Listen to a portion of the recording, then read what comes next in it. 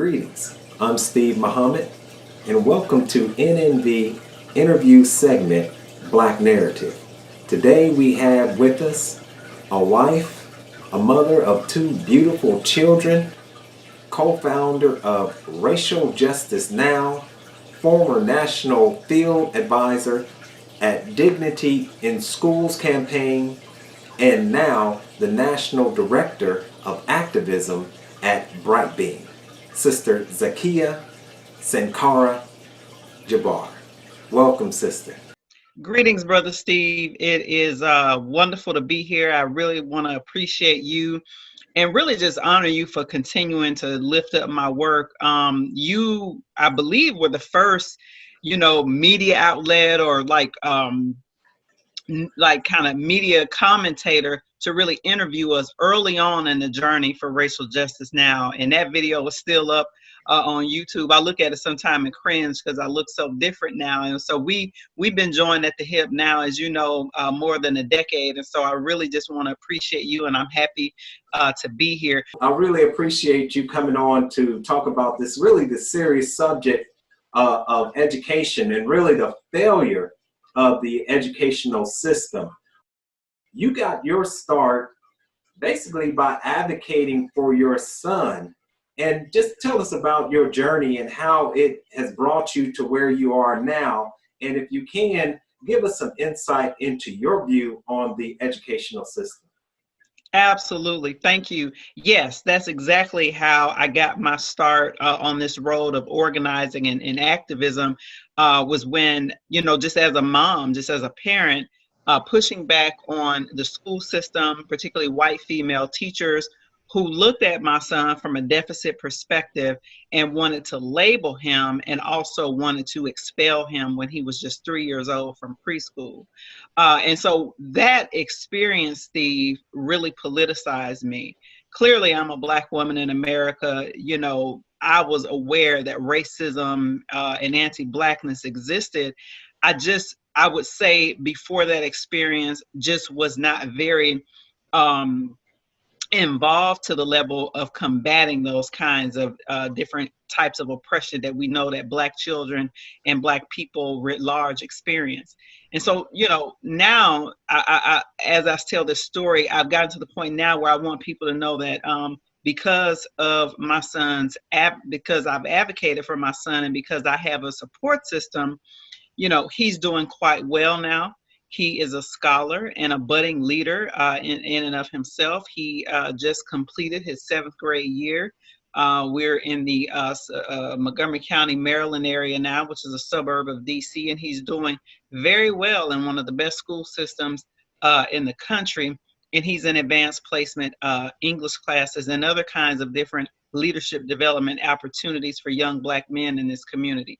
So I say all that to say, if, parents and others can see the best in their children and not accept, as you said earlier, the lies from the public food system and how people in this country, white people in particular, who have been socialized to see Black people as inhuman and to see our children as little savages. So I think that the organization that I co-founded is, Racial Justice Now with Professor Vanilia Randall. We have done a lot to do narrative change work when it comes to Black parents and how Black parents are often viewed, particularly Black parents who are at the margins. I'm talking about economically castrated Black parents who are working from paycheck to paycheck and have, they have limited opportunities to even really meet their own basic needs. We hear narratives where people say Black parents don't care about their children. Nothing could be further from the truth. And so, we did a lot of that work in Dayton. We got a state law passed to address the issue of the preschool to prison pipeline. And as they say, the rest is history, and Racial Justice Now is continuing to do the work. Absolutely. And tell us about really your rocky road. You shared that experience before and how you were really unprepared when you first started off in fighting for or advocating for your son. And then you read the book by Jawanza Kunjufu, Countering the Conspiracy to Destroy Black Boys. Tell us about that and how that prepared you to go into this system and fight for your son. Absolutely. I have no problem admitting that I was completely unprepared with the racism that I experienced with my child so early in life, so early in his schooling experience. And I did come across Dr. Jawanza Kunjufu's book, Countering the Conspiracy to Destroy Black Boys. And absolutely, that book was the foundation to how I began to organize and to work with other Black women, Black parents writ large. And he actually gave practical tools in that book, practical suggestions for how parents can push back and create a monkey wrench in that system of the conspiracy to destroy Black boys. And so what we did was, you know, I began to start taking a witness with me or another advocate with me or someone else with me into these meetings that the school would always call, you know, these meetings that they'll have. They'll surround parents with 10 or 15 people sometimes to intimidate parents, to either get them to force them to sign over some kind of thing, labeling their child where, you know, they don't even give them an opportunity to have a second opinion or anything like that. So that was one of the things that he recommended. The other piece that he recommended was single gender schools. At the time in Dayton, we had the Dayton Boys Prep Academy, which was an all male school in terms of, you know, him advocating for institutions like that. And there was a number of other different strategies, you know, that parents could actually use to make sure that we were advocating for our children. One thing that I would like to note for your listeners is that we don't talk about this very much, but there are educators, particularly African-centered educators, who have been pointing to this problem of overrepresentation of Black children, particularly Black boys, in special education classes. You can go to almost any school district in this country, even in 2020, and you can look at the rooms that they have filled up with students who are quote unquote labeled as special ed, quote unquote labeled with these vague terms like oppositional defiant disorder, emotional disturbance, all of these different kinds of things. And you will 9 times out of 10 find that most of those rooms are filled with young Black boys.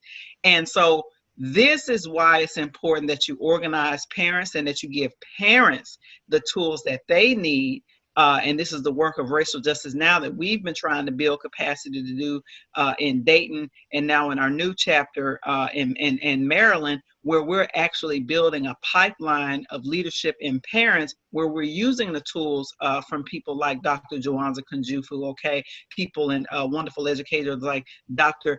Joyce King, and obviously, you know, everyone's Jegna when it comes to Black education, Dr. Asa Hilliard.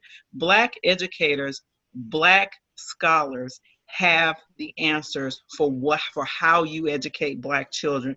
We just have to Sankofa and go back and get it and make sure that we're sharing it with this current generation. And that is a part of my personal mission to do. Excellent. And are there some other authors that you can suggest, or even videos that you can suggest for parents in how they should proceed in making sure that, you know, their young son or daughter is educated properly? Because one of the things that you talk about and we'll get into is this school to prison pipeline. That's so right. Can you talk about some other authors, and we'll go right on into that? Absolutely. I'd like to actually recommend a book that I actually have the first chapter in, called Lift Us Up, Don't Push Us Out. That book was released in late 2018, authored by Mark Warren, who is a professor of he's a master's professor at the University of Massachusetts in Boston. He's now currently on a fellowship at the Stanford University. But that particular book actually highlights the work of parent organizers such as myself and organizations like Racial Justice Now. But it also highlights youth organizers and activist teachers who are all collaborating and co-conspiring to really push back on this school to prison pipeline that we know disproportionately affects Black children, but also disproportionately impacts Indigenous, Native American children in certain parts of the country, and as well as brown and or depending on how people label them, brown or Hispanic students or Latinx students. So that book is a excellent compilation that really gives you just a vast amount of tools and resources and theories and ideas and actually practical solutions that parents could actually use as a tool in their own communities, as an organizing tool, and also as a tool to be pushing for systemic policy changes, both at the local level, at the school board level, and also at the state level as well. Yes, and thank you. And tell us about this school to prison pipeline and the really the conspiracy, because from what I'm hearing that they calculate prison beds according to third grade scores. And like you said, well, if you can just go into that school to prison pipeline and how we should be aware really of this conspiracy to keep the modern day slave system going. Yeah, it's a very insidious system. You're absolutely right, Brother Steve. It's definitely connected to mass incarceration writ large, which is why it's called a school to prison pipeline, where you have both public and private prison industry that stands, particularly private prison industry that stands to make a lot of money on human, as you said, the evolution of enslavement. We know that the 13th Amendment has a little small clause that says in there that allows you basically enslavement if you commit a crime. And so, we have a system of injustice and oppression that has, just battered our people for centuries. We know Right. that well over 400 years now. And so we have every generation, every decade movements, right, Right. that are pushing back, fighting for just the humanity of Black people. And I would be remiss not to mention this current moment that we're in now, where you see uprisings all across the country and even the world, Steve, Yeah. after these high visible police lynchings. That's what they Right. are. Our brother, Brian Stevenson, the prolific lawyer down in Montgomery, Alabama, who runs the Equal Justice Initiative, and as you know, opened the lynching museum a couple of years ago, was on CNN about a week and a half ago, and he made the direct connection between lynchings of the past and the current evolution of police murders. And we are also working to get the police out of schools. Police are also brutalizing Black children in schools every day. It's a police state. It is Right. a militarized, really fascist, if you will, kind of situation where we're currently living in under this present administration at the federal level, and also under, just um, some even states have become a lot more fascist in how they're dealing with a more militarized police force. One thing that I want your listeners to know is that, they should be supporting organizations like the Dignity in Schools campaign and organizations like Racial Justice Now, who are pushing for an end to what's called a federal 1033 program. That's a federal program where military equipment is actually given to police departments all across the country, Steve, Mm. including school police departments. We just Mm. saw last week that the LA Police Division within the LA Unified Schools in Los Angeles, California, returned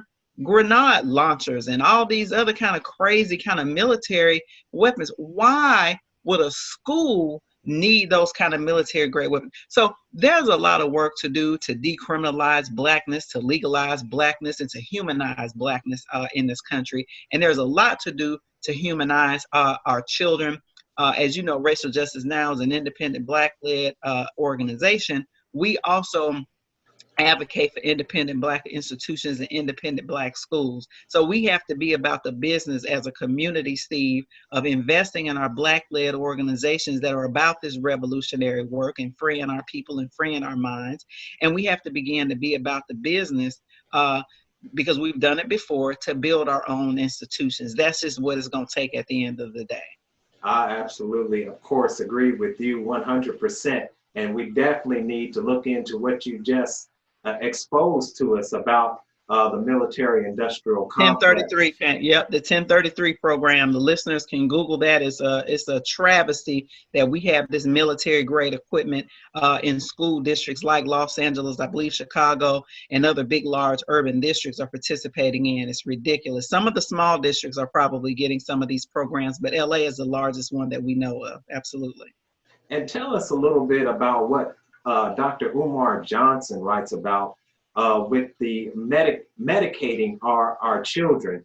And I heard you in one interview, you talked about the money that is offered to parents to accept this false diagnosis to put them in certain low, I guess, educational classes, or you go right ahead. Tracking. Yeah. Okay, right. I'm familiar with brother Dr. Umar and everything, and he is right on the money when it comes to this education piece. I'm not as familiar with his book. I know that he's written a book. I have not had an opportunity to check that out.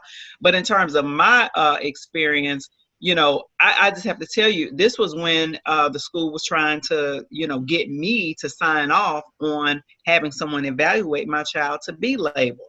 And then that is in that course of that conversation, they said, oh, if he's found to have a disability, you can even get a check. And I thought that was ridiculous. I mean, when I say I was fiery mad as if I would harm my own child for a couple of $100s a month. I mean, and to me, it made me question, is this a script that they tell all Black parents to come through the school? And so, that was one of the reasons why we started really the narrative change piece, and really the education piece in terms of giving parents tools and encouraging parents. We highly encourage parents, because at the same time, if your child has a disability, you have every right to take advantage of the IDEA law and the 504 and all of those different protections. So we did not want to encourage parents not to actually get their children evaluated if it was actually found legitimately that the child literally needed to have a evaluation. However, we always encourage parents to get a second opinion, just to be sure, because Steve, anti-Black racism impacts every institution in this country, including psychiatry. If anybody goes back and really studies the mental health industrial complex in this country, it's extremely racist. We got Dr. Wade Nobles, Dr. Kobe Cambone, and others with the Association of Black Psychologists who presented tools for our community and how we deal with oppression in our mental health. And we have to be careful of the pharmaceutical industries and others who want to profit from our pain. Absolutely. And so absolutely, yes, sir. And so absolutely, so we always encourage, just make sure, because there is medical professionals, unfortunately, in this country, in medical schools and everywhere, we are trained, even Black people are trained to look at Black people through a deficit lens, and we are trained to see Black people as deficient, right? We're trained to see us through a pathological lens. We're the most studied people right now in this country. They've been studying us for years, and it's absolutely ridiculous. Absolutely. And so that's why we encourage parents, as always, get a second opinion. And you pointed out something, if you could explain it just a little bit more, the 504 plan, what is that? So that's one of the designations under the federal IDEA law, which is, basically individualized education law for people with disabilities.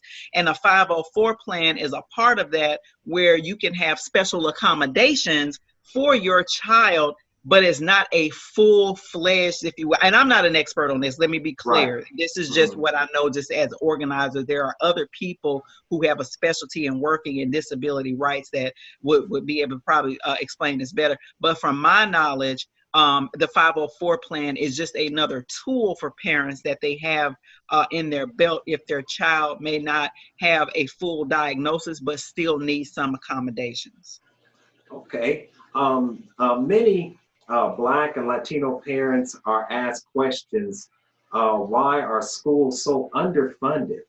why, when the future of the country, depends on educating the youth, what is it a part of, would you say, that school to prison pipeline, why schools are so underfunded, and why, of course, they have funding for the military industrial complex, but when we see these documentaries, we're always seeing where teachers are having to pull money out of their pockets to buy certain materials for students. And also, if you could talk about the fact that counselors are not in schools. Right. So that's an excellent point. And I want to be clear that some schools are underfunded. Clearly, if you are in a white area or a white part of the country that's majority white, and you are in a community where, the median income is, say, $112,000 a year, those schools are funded well. But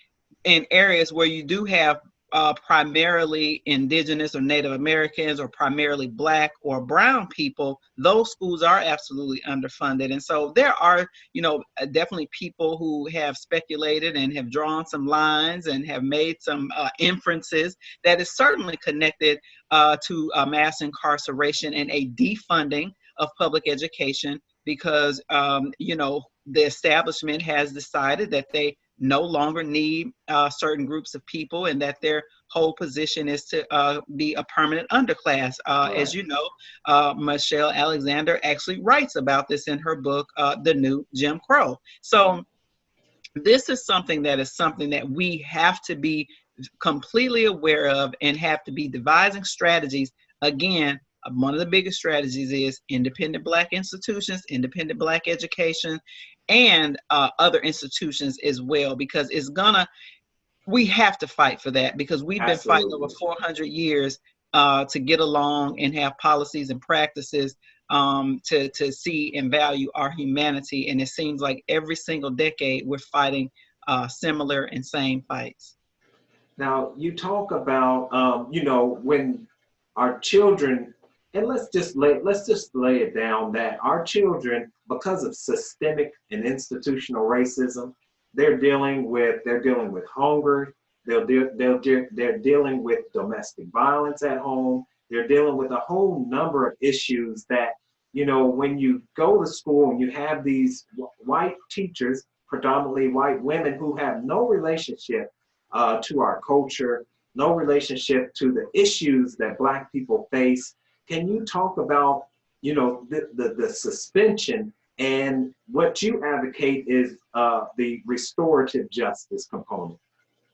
Absolutely. Restorative and transformative justice is absolutely a mitigation tool that schools and communities can use just in general, moving away from a punitive model.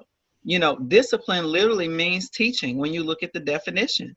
It Right. doesn't mean being punitive and making children have low self-esteem and feel bad about themselves, because we know learning styles contribute to sometimes young people being disengaged in class. There's so many different things, in this current education system that could be fixed even within the system before we start blaming kids for everything and creating punitive practices that kick them out and don't give them access to the quality education that they deserve and the dignity that they deserve. So absolutely, Racial Justice Now, Dignity in Schools, a bunch of other local, state, and national organizations have been advocating for transformative justice and restorative justice in schools as a philosophy, not a program. See, that's the thing. Many school districts have implemented restorative justice, but they've implemented restorative justice. They have not done it in a way with fidelity, and they've also implemented these cookie cutter practices that have been labeled in air quotes, restorative justice, that are from white people who are trying to make money off of something that the community and African people and Native Americans and indigenous people have been doing for centuries. It's called Ubuntu in Africa, right? I am because you are. This is how we sit in a circle and we resolve conflicts, and and this is how we handle relationships in the community. And so Unfortunately, it's a philosophy. It is not a program, but so many districts have implemented it as a program. The other piece is that we've saw districts implement it as a program, but they've never gotten rid of the cops in schools. So you can't do that and expect to have success. You've got to change your overall thinking in terms of what discipline means. You have to see the children as full humans. You have to recognize their humanity, and you have to recognize the culture and the communities and the lineage from which they've come. Yes, absolutely. And just a few more questions.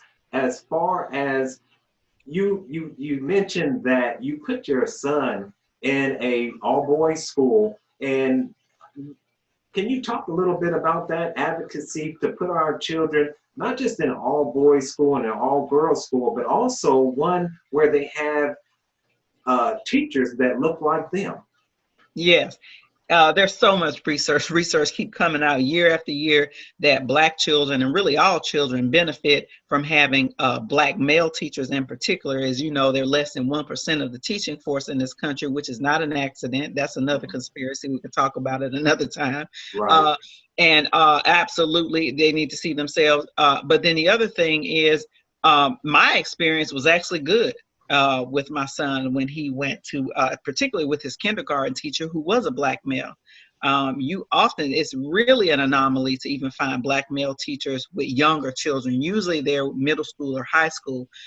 So that was a wonderful experience. I still keep in touch with Mr. Burris. He's still a teacher in the Dayton area. And he really had a positive impact on my son. And I would advocate for Black male teachers and Black teachers, excuse me, in Yeah. general, in our schools. And I support any program that's looking at a teacher pipeline to make sure that we're increasing that number. It's particularly for Black students, but really for all students. All students will benefit from seeing Black teachers in front of them.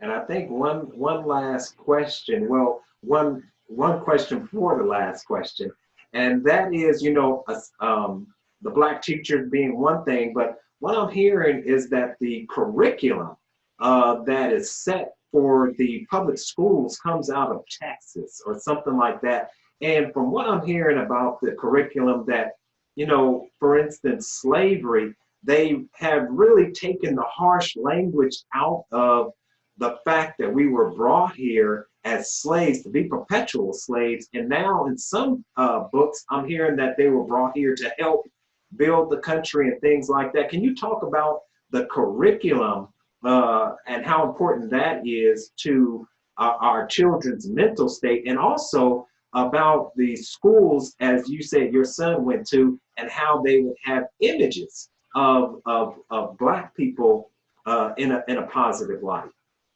Absolutely. And that's so funny.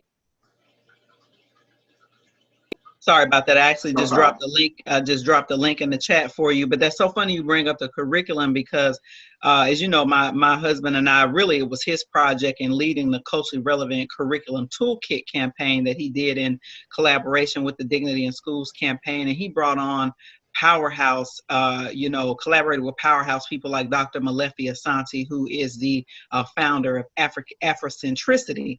And so, African-centered education is centered in that theory where we center the culture of Africans and Black people writ large across the entire world.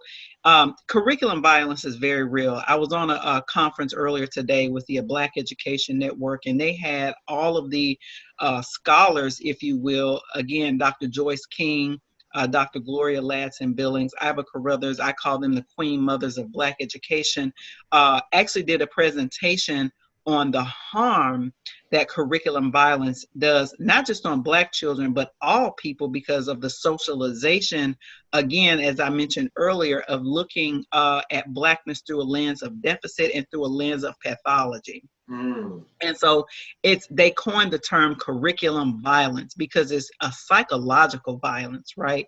When you talk about just how we see things come out in the community and we're like, well, why are people doing this? And you mentioned domestic violence and all of those different kind of things.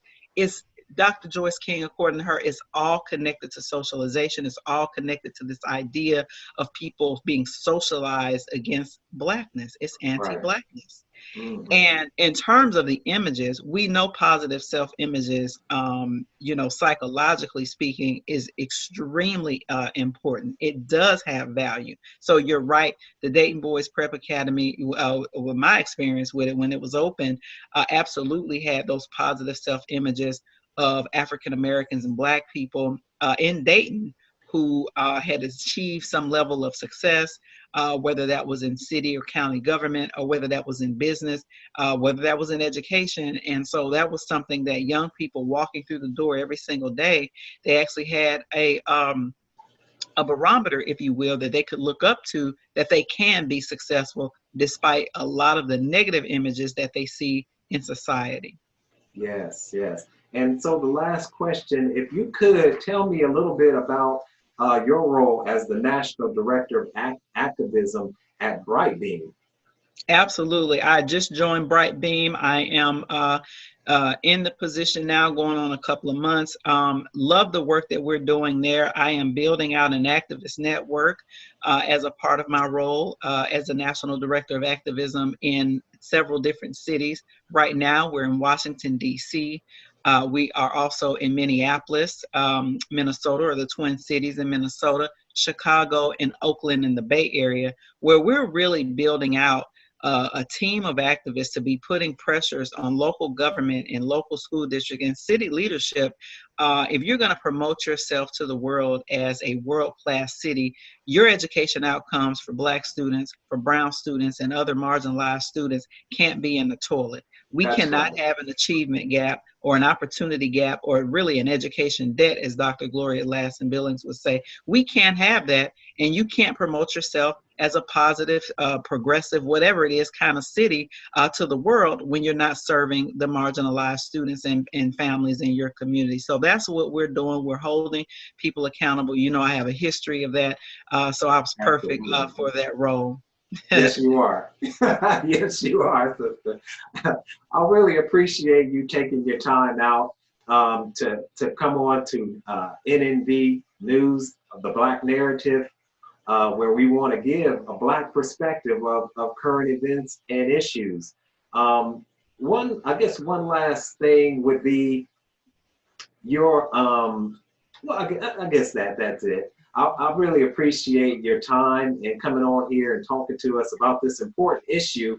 And I think that among all issues, of course, education of our children is definitely one of the issues that we really need to focus on, because no nation can be successful with the miseducation of their children. And so Exactly. with that, thank you, sister. Appreciate you. Thank you, brother. Thank you. Give your love to your husband for me and I your will. children. All right. Absolutely. I will. Take good care, brother. And thank you, the listeners and viewers, for tuning in to NNV News. My name is Steve Muhammad, and you have been watching The Black Narrative.